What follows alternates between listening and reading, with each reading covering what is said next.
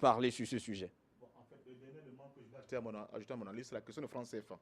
On connaît très bien ce que pense spécial et Bongo par rapport au franc CFA.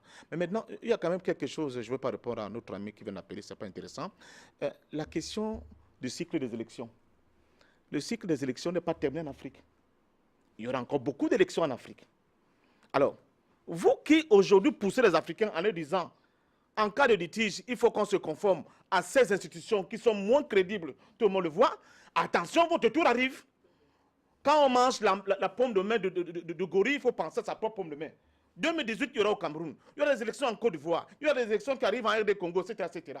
On va vous dire, monsieur, si vous n'êtes pas satisfait, allez vous référer aux institutions qui ont en charge d'organiser ou bien de trancher la question électorale. Et je vous dis que ces institutions ne sont pas crédibles. Je suis obligé de me répéter. J'enseigne pour dire que ces institutions n'ont pas été arrêtées de manière consensuelle par l'ensemble de la classe politique des différents pays en question.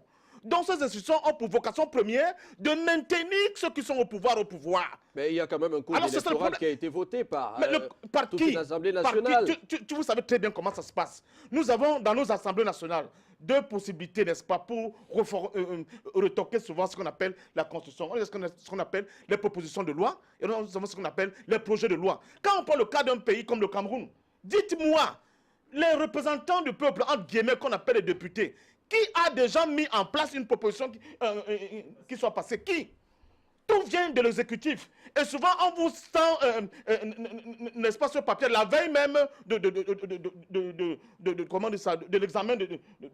Peut-être parce que c'est la majorité. Mais justement, nous avons des majorités obèses qui ne sont que le produit de fait que les élections ne sont pas crédibles. Mais M. Pafendom, on a quand même une constitution.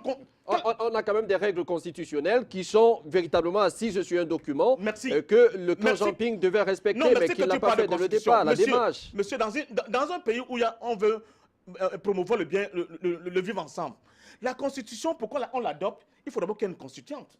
Je vous rappelle que la plupart des constitutions qui sont dans le précaré français, là, sont des constitutions qui nous ont été léguées depuis les années 1957 par l'occupant français. Est-ce que nos gens aujourd'hui qu'on acclame comme brevet de panafricains, ils ont fait asseoir le peuple un jour et leur ont dit, voici la constitution dorénavant qui doit guider nos pas. Dans le cas du Gabon, c'est très grave. En 91, il y a une conférence nationale souveraine. Tout ce que mon ami a